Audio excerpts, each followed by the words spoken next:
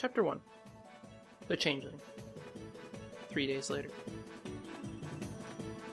The sun was just over the mountain line in the east, just outside of Ponyville. A single Pegasus named Blazing Feathers was outstretching his legs as his yellow and orange zebra-striped coat shined in the sunlight. His wings stopped his fall just when he was an inch from hitting his face in the dirt, and then he continued his exercising with wing-ups. After half an hour of working out, he got to his hooves and took a moment to look at his cutie mark. A single red wing bursting into flames made his eyes tear up as he smiled at it. He then crouched down low to the ground as he spread his wings. He locked his eyes forward, a big grin on his face. With one swift motion he leapt off the ground, leaving a trail of dust where he once stood. The wind rushed in his ears as he flew around town 3 times before going straight up into the sky. He flew well above the cloud line before he stopped. The air was now cold, but he took in a deep breath with his eyes closed as he soaked in the rays of Celestia's sun. After a few minutes of sunbathing, he looked down. Ponyville was so small it looked like a display set. He smiled, then took off towards Ponyville, heading straight for the center of town. As he got closer, he saw every pony going about their daily lives. Every pony soon looked up to see him speeding in with no sign of slowing. Knowing he had an audience, he increased his speed, going faster and faster until he got only a few feet from the ground. At the last second, he pulled up into a 360 loop-de-loop. The crowd cheered at the sight. It was not often a Pegasus took the time to put on a quick show for every pony, except for Rainbow Dash, but she was usually just practicing her moves to impress the Wonderbolts. She was out of town in Canterlot for a wedding. Blazing continued to entertain the crowd with aerial acrobatics, diving and performing every stunt he knew. After several minutes, he hovered in place above the town. His breathing labored as he smiled at every pony. "Still doing the simple stuff, Stripes." Blazing turned around to find Rainbow Dash sitting on a cloud. "Dash," he said with a sigh. "You know I don't like it when you call me Stripes." Ever since they first met years ago as foals, Dash always called him Stripes for his zebra-striped coat. Most of the time he would put up with it, but every now and again he would complain about it. "Ah, don't be such a crybaby," Dash replied. "Take it like a stallion." Blazing rolled his eyes and shook his head. She may have gotten on his nerves more often than not, but he still enjoyed her loyal friendship. "So how was the wedding?" he asked. Dash's eyes lit up with excitement. "Best wedding ever!" she screamed as she jumped off the cloud into the air. "The princess had me do a sonic rainboom at the end. We all fought off an entire army of changelings." "Changelings?" Blazing asked, an amused smile on his face. "Sounds like you guys had your hooves full." "Why don't you tell me everything at Sugar Cube Corner?" "Cupcake straw on me." Dash didn't answer right away. She looked like she was considering the offer. "Okay, but just one. I need to go practice some new moves with the Wonderbolts." With that, the two flew off. The two Pegasi left Sugar Cube Corner, laughing about how Princess Cadence and Twilight escaped the caves by tossing the bouquet at Queen Chrysalis's bridesmaids. "Oh, sweet Celestia," Blazing said. "That must have been a good day for you, Dash." "Good," Dash replied. "It was awesome. I only wish you could have been there to get some of the action." Blazing chuckled at Rainbow's enthusiasm. "I didn't miss much, Dash. The changelings came here that day. Spark showed up and had Ditzy gather all the Pegasi and had them bring the thunderclouds at the edge of the forest." Dash smiled. "That's awesome," she said. Blazing nodded. "Well, thanks for the cupcake, Stripes. I need to go work on my moves." Blazing blinked at the nickname but shook it off. "Break a leg, Dash," Blazing said. Rainbow saluted the yellow stallion, then took off into the air. Blazing smiled as he watched his friend fly off. Now what to do? He asked himself. He thought about things he did not do in the last month. "I haven't been to the forest lately." Blazing liked to venture into the Everfree Forest now and again. It gave him an opportunity to see the only one he knew who had stripes like him. "To the forest it is then," he said to himself, taking flight toward the Everfree Forest. In the forest, when he was in the air, he flew low to the ground to avoid getting tangled in the vines of the trees. After a while of venturing through the forest, he heard a sound coming from the bushes. He would have mostly ignored it, but it was not just the sound of a creature sniffing its way around. It was the sound of some pony crying. "Hello?" he called. There was no reply, but the sound did not stop. He followed the sound to a bush big enough to hide a pony. He slowly walked over to the bush, keeping his eyes peeled for anything that might attack him. "Is some pony there?" he called again. The crying went silent. but he pinpointed where it came from. He reached out his hoof and moved the bush aside. What he saw made his heart stop for a second. Lying on the ground behind the bush was a changeling. The changeling made no attempt to attack or move in any way. He just stared him in the eye. Blazing's first thought was to run, but he was frozen in place, although not by fear. The changeling was bruised, covered with small spots of bloodstains, and had a long cut on the side. Its wings were bent out of shape, apart from having all the holes in them, and her eyes were filled with sadness and a slight hint of fear. Well? The changeling said in a female voice. Are you going to try to attack me? Or run away from me? Blazing did nothing. His mind split in two. This was a changeling, a creature known for changing its shape to a pony you care for and feeding off your love for them. But this changeling appeared hurt and unwilling to fight. She could be playing a trick on him to regain her lost strength, or she really was hurt, being here in the middle of the Everfree Forest. Blazing spotted a tear starting to run down her cheek. This made his heart sink. "It's okay," he said finally. "I won't hurt you." The changeling shot a glare and hissed at him. That made him flinch. You lie! She screeched. You ponies fear and hate my kind. And after the events of the past few days, every pony would want to hurt me, and every changeling. "I'm not like every pony else," he replied.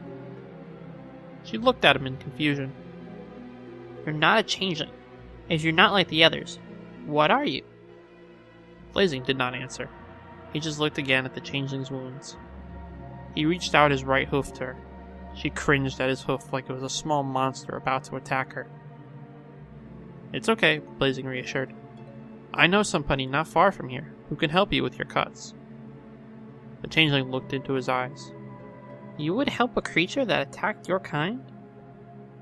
"You're hurt and need help," he replied. "Take my hoof. I'll help you." The changeling looked at his hoof, then back into his eyes. After several minutes, she turned her head up. Get away from me, she barked. "Please, let me help you," he pleaded. She shot a glare at him as she hissed. Get the hell away from me, pony. Blazing spent all night thinking about the changeling in the forest. He had pleaded with her to let him help her, but she refused him. Lost in his thoughts, he completely forgot the original reason he went into the forest in the first place, and made the trip back home without another word.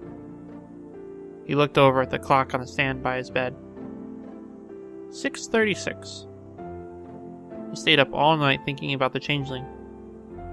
Frustrated, he got up from his bed and made his way to the door, down the stairs into the living room. He opened the front door at the end of the room, and saw that Celestia did not raise the sun yet. He walked out from the house, closing the door behind him and gazing up at the stars. For a brief moment, he saw something fly across the sky. He immediately lost sight of it in the night sky. He could only assume it was Princess Luna, and smiled. It was extremely rare for one to see the Princess of the Night in her night sky. He smiled at his luck and continued to look at the stars as he waited for Celestia to raise the sun. Blazing made his way through the forest. He had waited in the cold for Celestia to raise the sun, and as soon as first light broke, he made his way to the forest. Now he was searching for the changeling. Why am I trying so hard to help her? He asked himself. The changelings tried to destroy not only Canterlot, but Ponyville as well. So why did he want to help her? Blazing made his way through the forest until he heard it, the same sound he heard yesterday when he found the changeling. He found the source of the sound in the same bush. But he did not approach it this time. He waited a few minutes before calling out, "Hello?" Go away, pony! The changeling shouted. Blazing jumped at the changeling's snap, but he did not run. "I just want to help," he said. The changeling charged from the bushes. Blazing began to move out of the way, but stopped when he saw the changeling had collapsed just at the end of the bush. Seeing her fall to the ground from being so weak from her wounds made him want to run up to help her. He slowly made his way to her, jumping at a few of her movements. He got to her side and crouched down beside her as she looked up at him. What is compelling you to help me? She asked. I just tried to attack you. Blazing looked at her. You're hurt. I can't just let some pony, even a changeling, die like this. She looked at him, confusion in her eyes. Please, let me help you. The only sound for several minutes was the sound of the forest animals. Blazing held out his hoof to her. Take my hoof. She stared into his eyes as if weighing his intentions. Finally, she reached up and took his hoof. Blazing helped her onto his back and carried her through the forest. Where are you taking me? She asked. To Zecora. She's a zebra who knows herbs and potions that can help heal you. Blazing tripped over a branch. A changeling nearly fell off his back before he regained his balance. Watch where you're walking, pony, she snapped. I'm sorry, he said, continuing on through the narrow path. The trek was a good 15-20 minutes before Blazing came to a small hut decorated with masks and other foreign items. The trip normally would have taken Blazing no more than 5 minutes because he knew the way to the hut from venturing in all the time, but he had precious cargo lying on his back. He walked up and knocked on the door. Thank you for your knock, came an accented voice from inside. The door has no lock. The changeling looked lost and confused, but Blazing read the rhyme and opened the door. The inside of the hut was just as heavily decorated with masks and shelves stocked with bowls and bottles. In the heart of the main room of the hut was a zebra standing by a cauldron boiling with something. Zecora looked up from the cauldron and smiled at the yellow Pegasus. Blazing Feathers, how pleased I am to see you. What is it you wish for me to do? Blazing smiled at her weakly as he turned to show the wounded changeling on his back. Zecora's face went blank as she saw the changeling. Oh, you creature of scaly black, is that a changeling on your back? Yes, and she's hurt, Blazing answered. I found her in the forest yesterday and... Yesterday, you say? Zecora interrupted. Why come here today? She wouldn't let me. I wanted to bring her to you when I found her. I even went without sleep last night because of it. He looked back at the changeling, who looked surprised at his words. Zecora walked up to the changeling. When she got close, the changeling glared at her. Zecora stopped and looked at the changeling cautiously. Child, be of good cheer. I only wished to help you here. The changeling looked at Blazing. Does she only speak in rhyme? She asked. Yes, he answered. It's one of the reasons I like her. The changeling looked annoyed. I think it's annoying. Zecora just smiled at the changeling, waiting for her to let her look at her wounds. The changeling looked around the room, uncertainty in her eyes. After several minutes, she looked back at Blazing, then at Zecora, and nodded. Blazing got to his belly as Zecora helped the changeling off his back. Zecora then gathered many plants and a few bowls and set them on the floor next to the changeling. She mixed the herbs in the bowl, turning the mixture into a slimy blue liquid, and rubbed it on the changeling's wounds. As Zecora applied the herbal gel, the changeling flinched and caused Blazing to jump. I apologize. I meant not to make you jolt, Zecora said. It looks like you were struck by a lightning bolt. Blazing's thoughts immediately turned to the other day when he joined the Pegasi in moving the thunderclouds to the edge of the forest. Ditsy came to him saying Spark was back and needed the Pegasi. She never said why, but she gave the order and later he found out why. Well, that should do, Zecora said, pulling Blazing out of his thoughts. You are good as new, Blazing. Blazing looked at the changeling covered in the gel. A few bandages on her wings were straightened with small, light planks. Thank you, Zecora, Blazing offered. No thanks is necessary, I assure you, the zebra replied. Is there anything more I can do?